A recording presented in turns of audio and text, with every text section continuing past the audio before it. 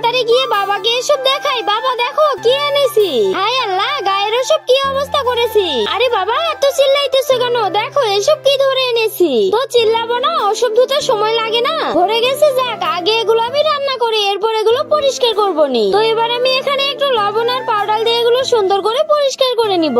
এরপর এটার ভিতর থেকে নাড়ি ভুড়ি বের করে আবারও একটু পানি দিয়ে পরিষ্কার করে নিব। তো আমি শুধু এটাই রান্না করব না, এর সঙ্গে ডিম আর নুডলস নিয়েছি, আর এর সঙ্গে একটা শসাও কেটে নিব। এবার আমি কড়াইতে তেল দিয়ে এই মাছগুলো ছেড়ে দিয়ে লাল লাল করে ভেজে নিব। হয়ে গেছে, এবার এগুলো তেল থেকে তুলে নিব। এবার এই তেলে ওই কেটে রাখা শসা, ঝাল আর কিছু মশলা দিব। এবার এগুলো সুন্দর করে মিক্স করে নিয়ে পরিমাণ মতো পানি দিয়ে দিব। এবার একটু পর ওই ভেজে রাখা মাছগুলো দিয়ে দিব।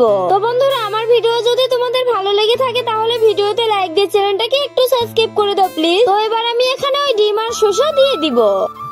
তো দেখি রান্নাটা কেমন লাগতেছে। ওয়াও, অনেক সুন্দর লাগতেছে। তো এবার আমি নুডলস গুলো থালাতে দিয়ে এখানে এই মাছগুলো তুলে নিব।